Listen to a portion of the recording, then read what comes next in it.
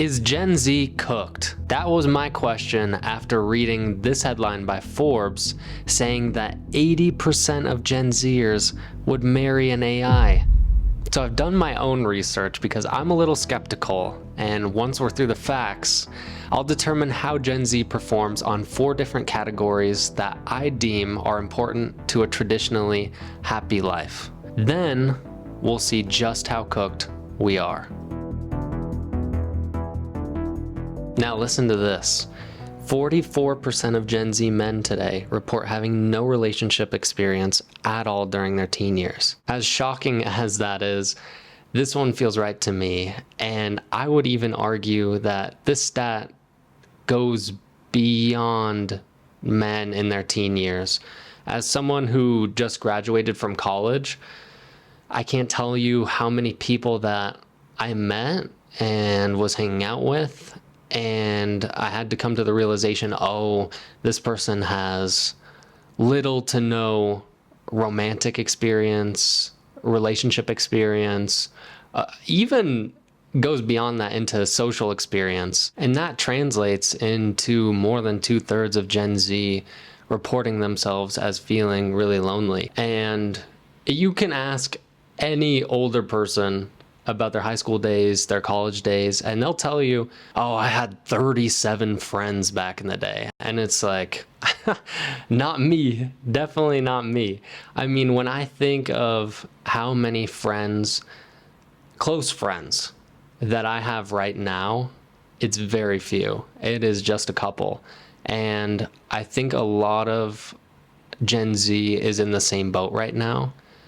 But why? Is it phones? Is it COVID? Is it something else? Well, that's what led me to find this stat.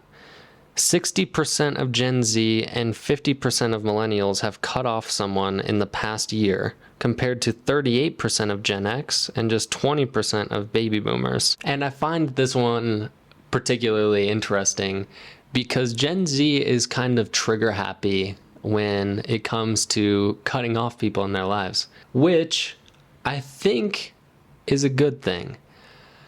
I think that Gen Z has enough self-respect to not surround themselves with people who are negative influences, who are going to bring them down, who are going to take away from their lives rather than add to them. And I think that is really positive behavior. I think that is behavior of a group of people who really care about taking care of themselves. And once again, you'll talk to an older person, they'll be like, oh yeah, my buddies used to see a band kid walking to school and they blow up his violin. Or like, my buddy Ricky, he slept with my girlfriend, so I had to sock him in the face. Love him. Like that type of thing. And that's insane.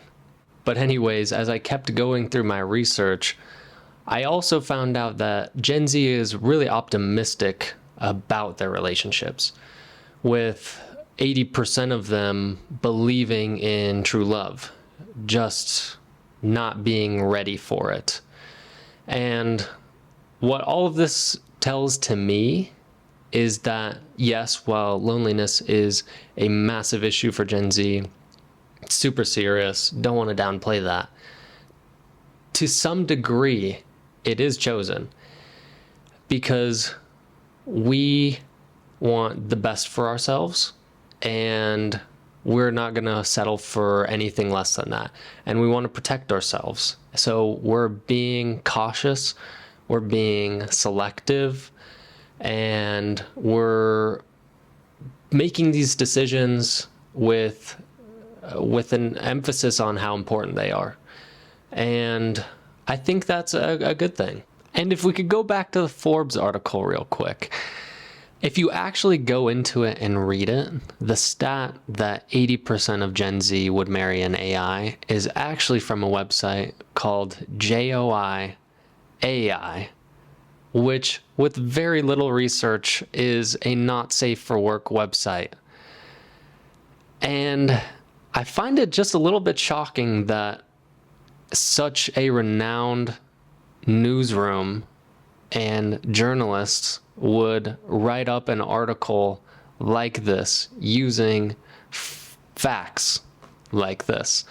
and just using Gen Z to bait clicks because they know it'll work. And I think the worst part about it is that people are actually going to believe this stuff, even though it's absolutely insane, even though every person that's Gen Z that I know, for the most part, hates AI because they're so worried about getting a job, keeping a job, and AI taking that away from them. And yes, some of the stats about relationships, about loneliness are true, and that sucks, but it really is not as bad as mainstream media makes it out to be.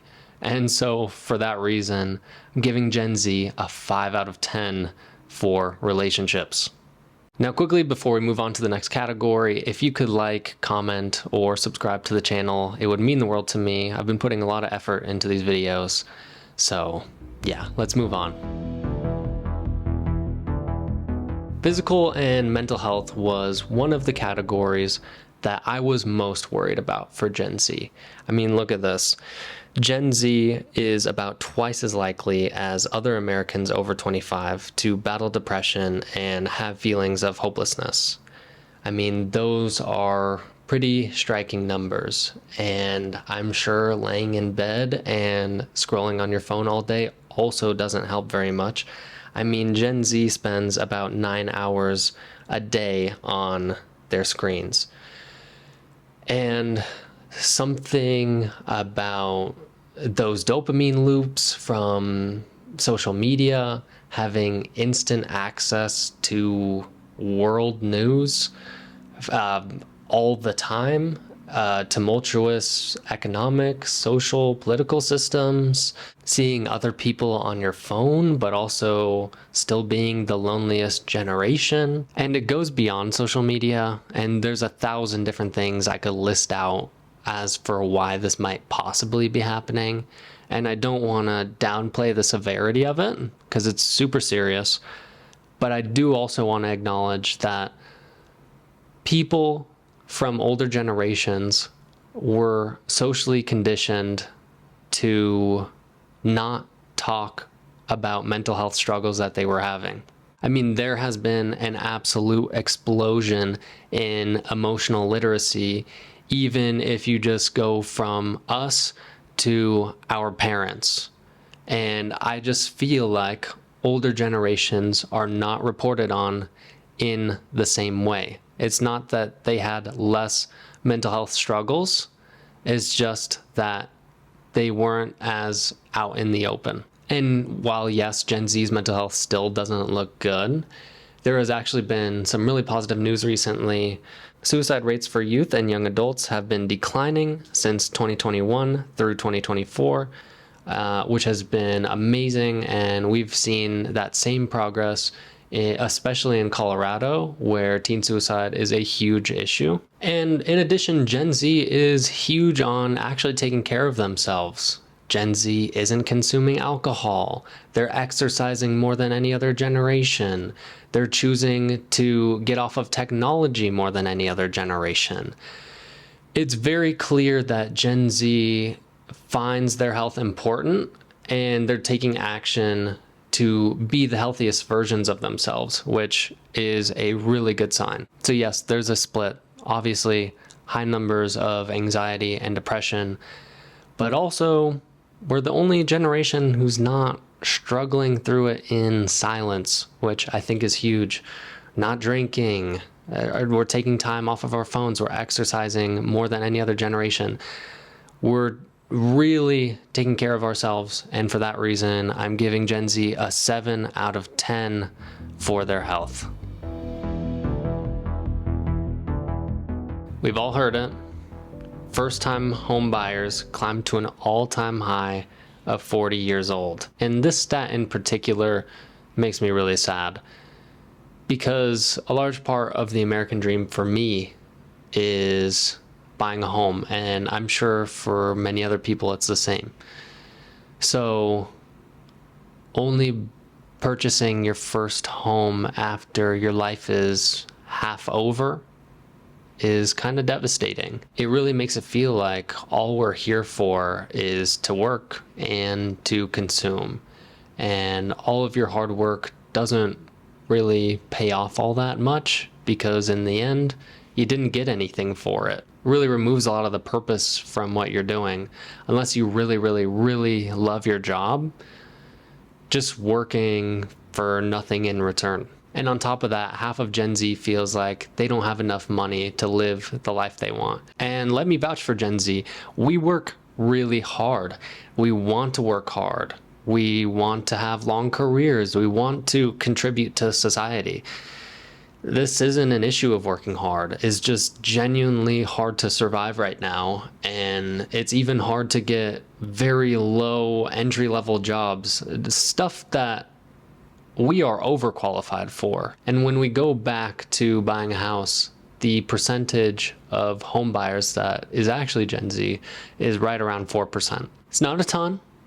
It's going up slightly, but I do want to note that we have the highest percentage of women who are actually buying houses, which I think is pretty cool. And we are saving to some degree. And also we have the lowest amount of debt out of any other generation, which is huge. I think that really sets us up to have a positive financial future. But still, this one does worry me, even if we are saving, if we are spending less, if we're not taking out loans, if we're not putting ourselves in debt. Sometimes it's still not enough to match the economic state of where we're at. So for now, I'm going to put us at a 4 out of 10 for financial security, but I'm not putting that on us. And last but not least, how are we doing academically? The answer is confusing. Gen Z is the first generation in modern history to score lower on standardized academic tests than the one before it. Students underperformed on basically every cognitive measure. So our test scores are lower in every category, but our GPAs are higher. Gen Z's high school GPA average is up to 3.11, which is up from a 3.0 for millennials. And listen to this, the amount of kids who are actually dropping out of high school is at an all-time low of 4%, and it's been pretty steady at that. For millennials, it was 11. But less of those high schoolers are actually going to college. In 2022, 62% of recent high school graduates were enrolled in college. That's the lowest immediate college enrollment date in over 20 years. And so with all that conflicting information, here's my take. I would like to think that Gen Z is not dumber than all of the generations before it. I would like to think that this is the most educated generation that there has ever been. And then Generation Alpha will be even more educated than us. But I think with the vast amount of information that we have access to, we just don't really have to work as hard at memorizing things, studying things, that type of stuff. We can just pull the information for ourselves whenever we want. That's where I kind of think that the test scores are falling. But we're still trying our best. We're getting good GPAs. And once again, I think that Gen Z is just waiting to be incredibly sure on big decisions like going to college, like putting yourself in debt in an economy like this where you'll never buy a house. These big decisions are worth taking a second to think over, and I think that's okay. So yes, test scores are dropping, but also dropout rates are dropping. So for Gen Z and how educated they are, I'm going to give us a 6 out of 10. So what does this all mean for me? And after looking over all of this information, I see one thing, and that's intentionality. And I found an article by Fortune that puts it pretty well. Is Gen Z actually really this lazy and this entitled, or are we just intentional about the decisions that we're making? Whether that be a career, a partner, friendships, buying a house, going to college. Gen Z is being really cautious. We see ourselves having successful, happy lives. And we saw all of the mistakes that previous generations have made, and we don't want to live through that. So we're making tough decisions, and we're waiting. We've seen a lot of struggle, and that's not something we want to go through ourselves. And I think that's okay. So, just how cooked are we? Well, after averaging out all of the scores here, we have a 5.5 out of 10, which I'll take. It's really not as bad as everyone is trying to make us out to be, and we have a really bright future ahead of us, and I think we're just waiting to be ready for a lot of it.